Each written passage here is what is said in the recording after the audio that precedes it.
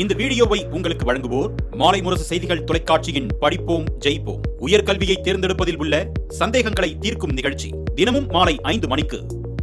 தொடர்ந்து இந்நேரத்திற்கான தலைப்புச் செய்திகளை பார்க்கலாம். பரந்தூர் விமான நிலைய கட்டுமான பணிகள் தொடர்பாக முதலமைச்சர் மு.க. ஸ்டாலின் ஆலோசனை. சென்னை தலைமை செயலகத்தில் நடைபெற்று வரும் கூட்டத்தில் தொழில்துறை அமைச்சர் மற்றும் முக்கிய அதிகாரிகள் பங்கேற்பு.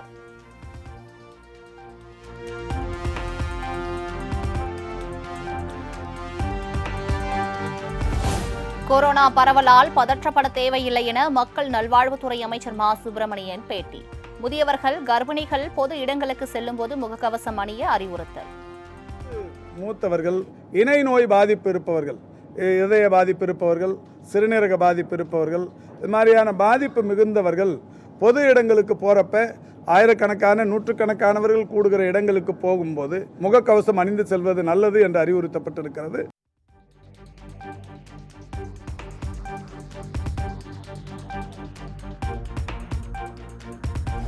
தமிழ்நாட்டில் வீரியமில்லாத கொரோனா பரவலால் அச்சப்பட வேண்டிய அவசியமில்லை. தேவையான முன்னெச்சரிக்கை நடவடிக்கை எடுக்கப்பட்டுள்ளது. தேவைப்பட்டால் பள்ளிகளில் முகக்கவசம் அணிந்து கொள்ள அறிவுறுத்தப்படும் என அமைச்சர் அன்பில் மகேஷ் தகவல். சொன்ன மாதிரி அந்தந்த ஊரில் இருக்கக்கூடிய அந்தந்த ஹாஸ்பிட்டல்ஸ் ரெடியாகத்தான் இருக்கு நம்மளை பொறுத்த வரைக்கும். ஸோ இது வந்து பயமுறுத்துறதுக்கோ அச்சுறுத்துற மாதிரியான ஒரு இதாக இல்லாத பட்சத்தில் யாருக்கும் பயப்பட வேணாம் அப்படின்னு சொல்லியிருக்காங்க. இல்லை, தேவைப்பட்டால் கண்டிப்பாக செய்யும்.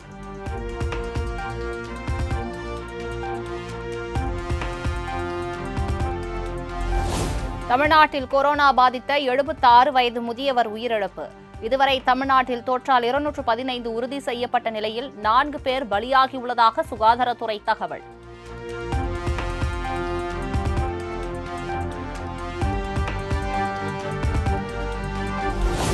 தமிழிலிருந்து கன்னடம் பிறந்தது என கமலஹாசன் பேசியதில் எந்த தவறும் இல்லை என அமைச்சர் KN நேரு ஆதரவு. நீதிபதி தமது கருத்தை வெளிப்படுத்தியுள்ளதாகவும் பேட்டி. அவங்க சொல்லுவாங்க, அதுக்கெல்லாம் யாருமே அதை விரும்பல. அவர் சொன்னதுல என்ன தப்பு இருக்கு? அது இதுல இந்த மொழியில் தமிழ்ல இருந்தெல்லாம் எல்லாமே வந்து தெலுங்கு, மலையாளங்க எல்லாமே இதுல இருந்து தான் வந்தது. அவர் சொன்னதுல ஒன்றும் தப்பு இல்லை. அது ஏதாவது நீதிபதி வேணும்னு அவர் சொல்லியிருக்கிறாங்க. அது விஷயம், அதை பத்தி அவங்க பேசிட்டு இருக்கிறாங்க.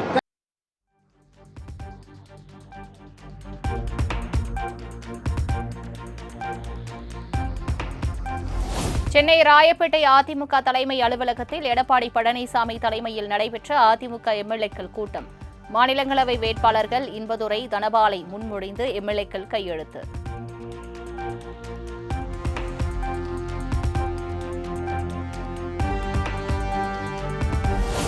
ஜூன் 2ஆம் வாரத்தில் உள்துறை அமைச்சர் அமித்ஷா மதுரை வர உள்ளதாக தகவல். சட்டமன்ற தேர்தல் தொடர்பாக மாநில நிர்வாகிகளுடன் ஆலோசனை நடத்த அமித்ஷா திட்டம்.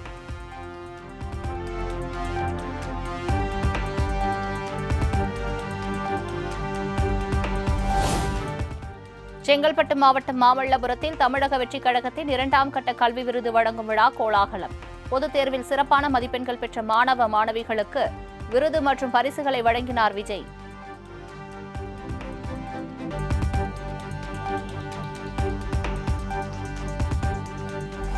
இருங்காட்டுக்கோட்டை சிப்காட் தொழிற்பூங்காவில் 300 கோடி ரூபாயில் அமைக்கப்பட்டுள்ள ரோபோட்டிக் இயந்திர உற்பத்தி ஆலை சென்னை தலைமை செயலகத்திலிருந்து காணொலி வாயிலாக திறந்து வைத்தார் முதலமைச்சர் மு.க. ஸ்டாலின்.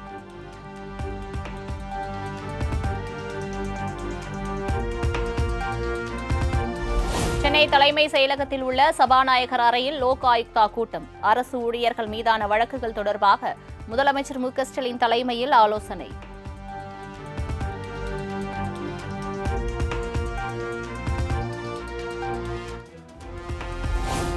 நாகையில் மினி டைடல் பூங்கா அமைக்க டெண்டர் கோரியது தமிழ்நாடு அரசு. டைடல் பூங்கா மூலம் ஏராளமானோருக்கு வேலைவாய்ப்பு கிடைக்கும் என தகவல்.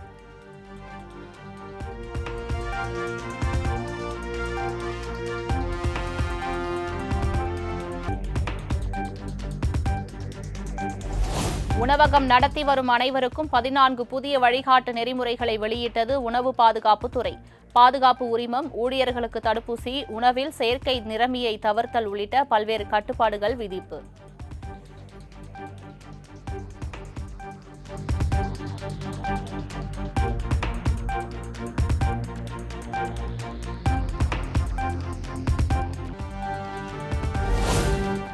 பள்ளிக்கரணையில் கடந்த ஆண்டு இளைஞர் ஆணவ கொலை செய்யப்பட்ட வழக்கை சிபிஐக்கு மாற்ற முடியாது என சென்னை உயர்நீதிமன்றம் திட்டவட்டம். கொல்லப்பட்ட பிரவீனின் தந்தை தாக்கல் செய்த மனு தள்ளுபடி.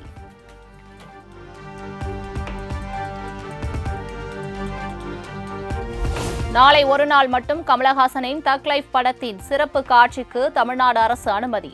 முதல் காட்சி காலை 9 மணிக்கு தொடங்கி இறுதி காட்சி இரவு 8 மணி என மொத்தம் 5 காட்சிகள் திரையிட உத்தரவு.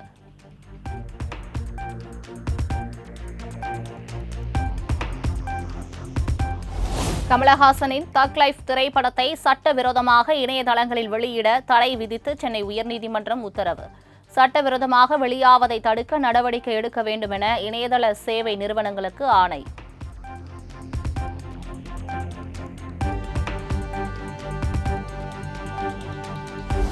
வருகிற 11, 12 ஆகிய தேதிகளில் ஈரோடு, சேலம் மாவட்டத்தில் முதலமைச்சர் மு.க.ஸ்டாலின் கள ஆய்வு. 12ஆம் தேதி மேட்டூர் அணையிலிருந்து பாசனத்திற்காக தண்ணீர் திறந்து வைக்க உள்ளதாக தகவல்.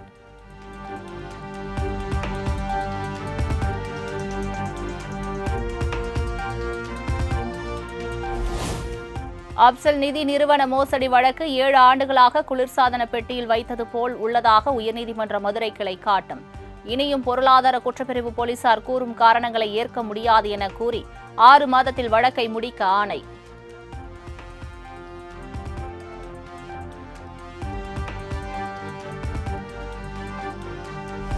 மனோன்மணியம் சுந்தரனார் பல்கலைக்கழகத்தில் வினாத்தாள் கசிந்த வழக்கு சிபிசிஐடிக்கு மாற்றம். 4 மாவட்டங்களை உள்ளடக்கிய விவகாரம் என்பதால் வழக்கு மாற்றப்பட்டதாக தகவல்.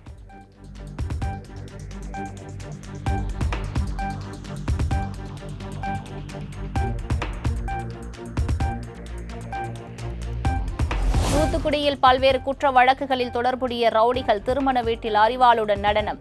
தகவல் அறிந்து சென்ற காவல்துறையினர் 3 பேரை கைது செய்து சிறையில் அடைத்தனர்.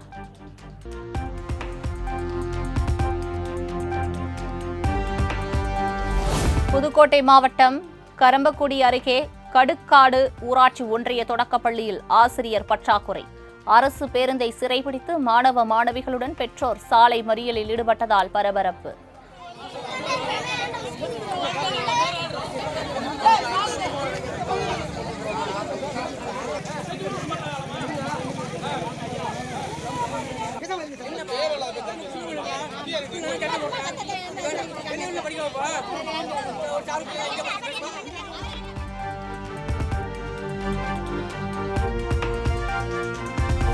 திருப்பூரில் அதிவேகமாக வந்த தனியார் பேருந்து இருசக்கர வாகனம் மின்கம்பம் மீது மோதி விபத்து.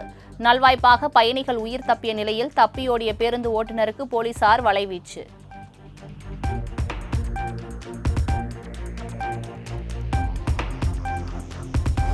வேலூர் மாவட்டம் குடியாத்தம் தலைமை மருத்துவமனையில் வெளிநோயாளிகளுக்கு மருத்துவ சீட்டு கொடுப்பதில்லை. வயது முதிர்ந்தோர் பல மணி நேரம் காத்திருப்பதாக வேதனை.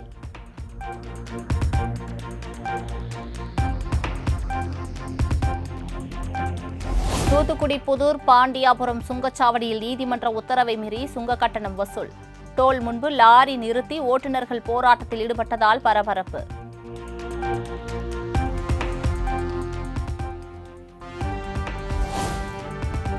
மதுரை எளியார்பத்தி சுங்கச்சாவடியில் நீதிமன்ற உத்தரவை மீறி சுங்க கட்டணம் வசூல். அரசு பேருந்தின் ஃபாஸ்டேக் கணக்கில் பணம் இல்லை என கூறி பேருந்தை நிறுத்தி வைத்ததால் பரபரப்பு.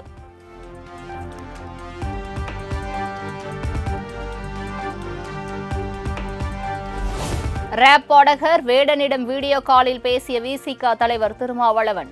35 வருடமாக பேசி வந்த அரசியலை 2 நிமிடத்தில் பாடிவிட்டதாக பாராட்டு. நல்லா புரட்சிகரமா இருக்கு. உங்க பாடல்ல சொல்லப்படுற அந்த சொல்ற நீங்க கருத்து இருக்கு இல்லையா, அது ரொம்ப புரட்சிகரமா இருக்கு, நல்லா இருக்கு. நாங்க 35 வருஷமா பேசுற அரசியலை நீங்க ஒரு 2 நிமிஷம் பாட்டுல சொல்லிடுறீங்க. அது கரெக்ட். அது இந்த உலகளாவிய பிரச்சனையை வச்சு ஒரு பாடல் பண்ணீங்க, சீனாவை பத்தி சொல்றது, அந்த மற்ற நாடுகள்லாம் நினைச்சு அது ரொம்ப அருமையா இருந்துச்சு. நான் பலமுறை கேட்டேன் அதை இரவுல.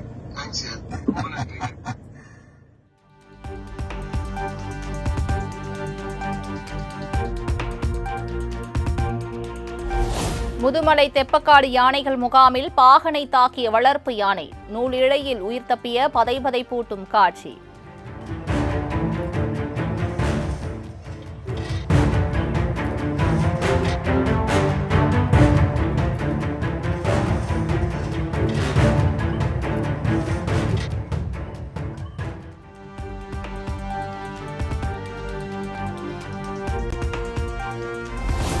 பக்ரீத் பண்டிகையொட்டி நாகை, ராமநாதபுரம், உளுந்தூர்பேட்டை சந்தையில் களை கட்டிய ஆடுகள் விற்பனை.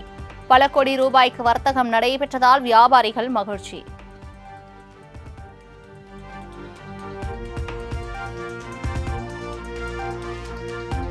மேட்டூர் அணையின் நீர்மட்டம் 113 அடியாக உயர்வு. குடிநீர் தேவைக்காக அணையிலிருந்து வினாடிக்கு 1000 கன அடி நீர் வெளியேற்றம்.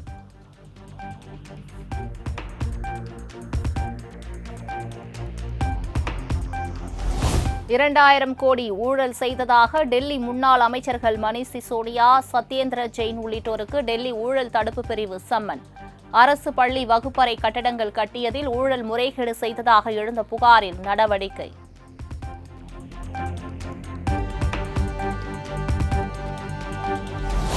ஆன்லைன் மூலம் ரயில்வே டிக்கெட்களை லாக் செய்யும் 2.5 கோடி போலி பயனர் கணக்குகளை முடக்கியது IRCTC நிறுவனம். அதிக விலைக்கு டிக்கெட்கள் மீண்டும் விற்கப்படும் மோசடிகளை தடுக்கும் நோக்கமாக நடவடிக்கை.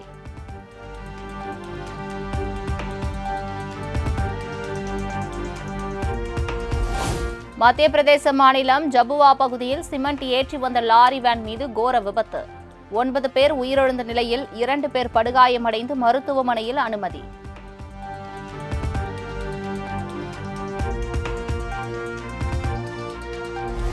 சபரிமலையில் வருடாந்திர பிரதிஷ்டை தினத்தை முன்னிட்டு இன்று மாலை நடை திறப்பு.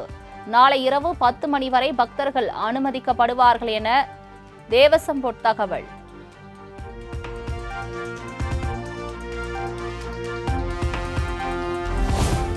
கர்நாடக மாநிலம் சிக்பளாப்பூரில் RCB வெற்றி கொண்டாட்டத்தில் ஈடுபட்ட மர்ம நபர்கள் அட்டுழியம். தனியாக நடந்து வந்த நபரை அடித்துக் கொன்ற கொடூரம்.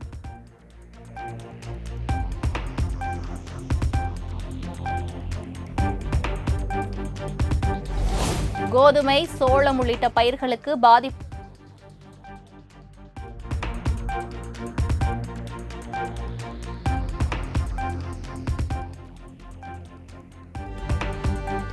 கோதுமை, சோளம் உள்ளிட்ட பயிர்களுக்கு பாதிப்பை ஏற்படுத்தும் வைரஸை அமெரிக்காவிற்கு கடத்திய 2 சீன ஆய்வாளர்கள் கைது.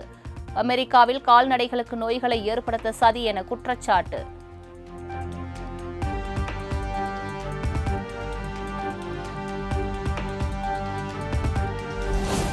பதினெட்டாவது IPL சீசன் தொடரில் முதல் முறையாக மகுடம் சூடியது ராயல் சேலஞ்சர்ஸ் பெங்களூரு அணி. 6 ரன்கள் வித்தியாசத்தில் பஞ்சாபை வீழ்த்தி கோப்பையை கைப்பற்றி அசத்தல்.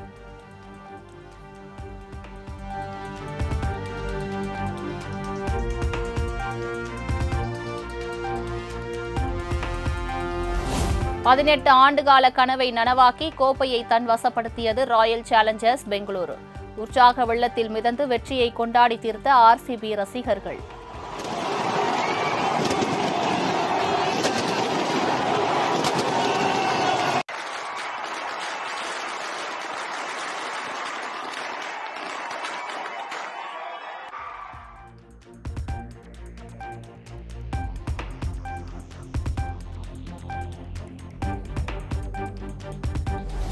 பெங்களூருவில் RCB அணி வெற்றியை பட்டாசுகள் வெடித்தும் நடனமாடியும் கொண்டாடி தீர்த்த ரசிகர்கள். ரசிகர்களின் வெற்றி கொண்டாட்டத்தால் ஸ்தம்பித்து போன பெங்களூரு நகரம்.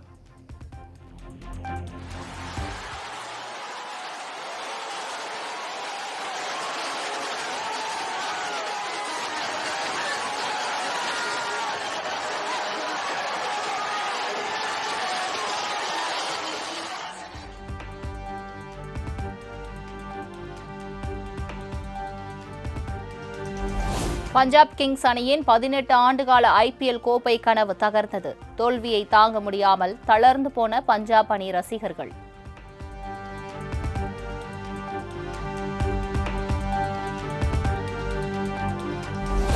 பதினெட்டு ஆண்டுகளுக்கு பின் கோப்பையை வென்ற RCBக்கு இந்திய தேர்தல் ஆணையம் வாழ்த்து. 18 வயதான அனைவரும் வாக்காளராக பதிவு செய்யுங்கள் என மறைமுகமாக கிண்டல்.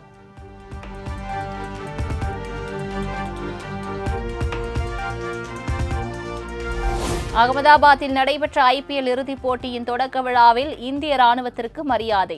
ஆபரேஷன் சிந்தூர் வெற்றியை கொண்டாடும் வகையில் மூவர்ண கொடி வண்ணத்தை வானில் சாகசம் நிகழ்த்திய இந்திய விமானப்படை.